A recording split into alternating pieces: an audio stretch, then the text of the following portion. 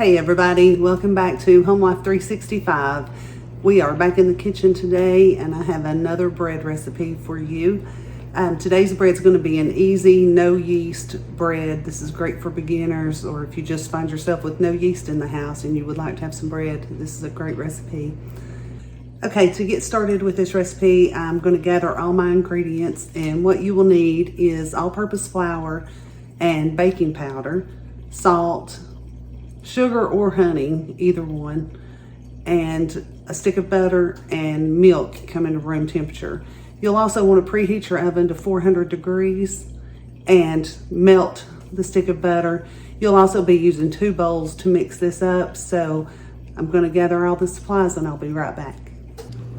Okay, to get this recipe started, I want to start by combining all of my dry ingredients first in one bowl. I want to put this in a large bowl that I will be able to add the liquid to later.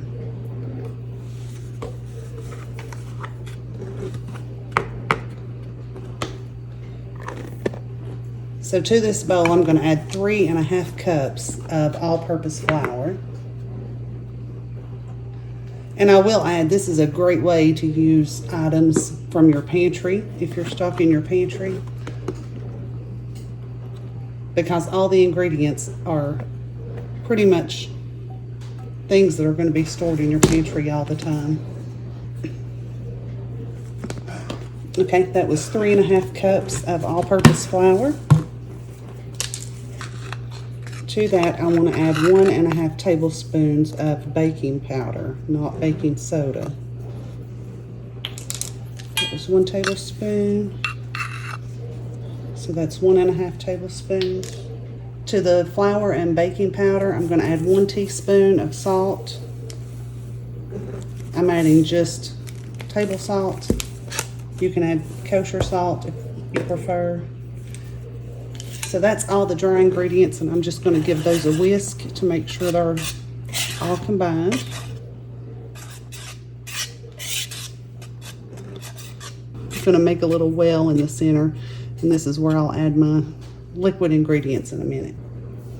Okay, now in a separate bowl, I want to add all of my liquid ingredients. And I'm going to use honey, so I'm going to add the honey to the liquid ingredients. But if you're using sugar instead, go ahead and add that tablespoon of sugar into your dry ingredients before you whisk it. So I have a stick of melted butter, and I have 1½ cups of milk that I have warmed up slightly. You can use room temperature milk, or if your milk is cold, go ahead and pop it in the microwave for just a few seconds while you're melting your butter. That'll warm it up just a little bit. I'm adding 1 tablespoon of honey to my liquid ingredients. If you're using sugar, go ahead and mix that in your dry ingredients before you mix it up. And get all that honey out of there and into the mix. And I'm going to whisk together all of my wet ingredients.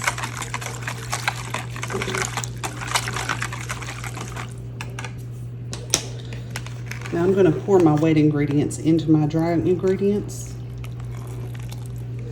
Be sure to get that honey out of there.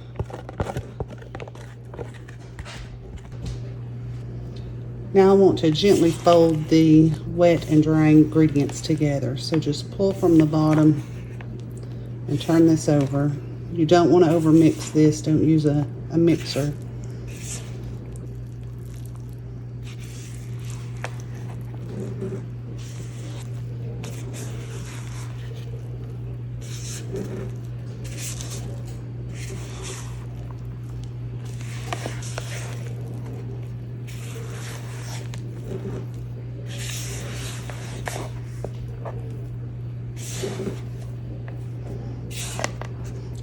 As you're folding in your wet ingredients, if your dough looks too dry, go ahead and add another tablespoon or 2 of milk, and I'm going to do that right now.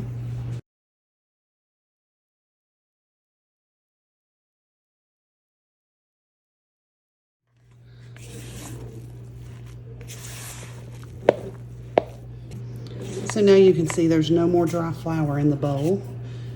So I have my 9x5 loaf pan, you want to generously grease or spray the pan. Then add the dough. Just going to spread that out so that it covers the whole pan. Now I'm going to pop this in an oven at 400 degrees for about 30 minutes, and I'll be back with you when it's out. Okay, I have just taken the bread out of the oven. It was in a 400 degree oven on the middle rack for about 35 minutes, and I did a toothpick test to make sure that it was done. And you can just put a toothpick right down in the center, make sure it comes out clean, and it did. So now what I want to do is let this bread cool down completely. I don't want to cut it while it's hot. I don't want to take it out of the pan. I just want to let it cool. I'll be back with you in a bit to cut it and show you how it turns out. Okay, I'm back, and this bread is completely cooled now. So I'm going to slice a piece. Now this bread will be a little bit crumbly, but make sure it gets fully cooled. And I'm only going to cut off the slice that I'm going to use, and I'll show you the texture. And there's that. This is a dense bread, but you can see it holds together well. It would be great toasted with butter and jelly, or you could even slice thin slices and put a sandwich together with it, make French toast with it.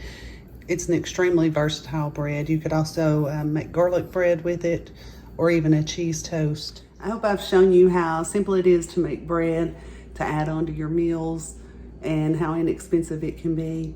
And I hope you will try some of these recipes and leave a comment below if you do, and let me know how they turn out. If you haven't, I would like for you to like and subscribe this video. If you know someone who would find this information useful, be sure to share it. Until next time, I hope you have a great day.